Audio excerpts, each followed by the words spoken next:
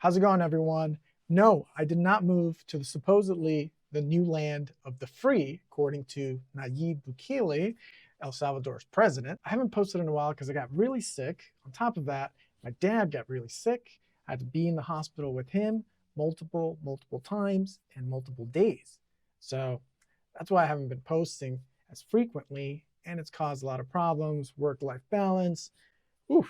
And of course, all the crazy negativity in the world. It just brings you down, especially when you're consuming so much of the news, and some of it, of course, is fake. And a lot of it is hyper negative.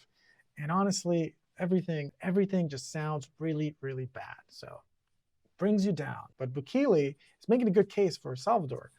Whatever you may think, apparently it's Bitcoin paradise. But it's not just about Bitcoin. The guy even promotes the no fentanyl crisis, no shootings, no lootings, interesting, lowest crime rate in the Americas, which is pretty nuts for El Salvador. Used to have like second or third or fourth highest murder rate in the world.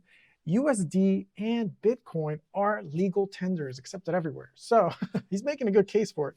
No currency conversion penalties. That sounds pretty good. He says great coffee, great weather, and of course, the beaches. Honestly, any beach sounds pretty good about now, even in El Salvador. So no, I did not move to El Salvador, but I'm back on my game. I'm back in action here at the office, and I will be uploading more frequently. Just wanted to update you guys. I just want to say thanks to all for sticking around. Thanks for watching. And of course, in these negative times, I wish every one of you guys lots of luck. And of course, lots of love, lots of happiness, and lots of prosperity.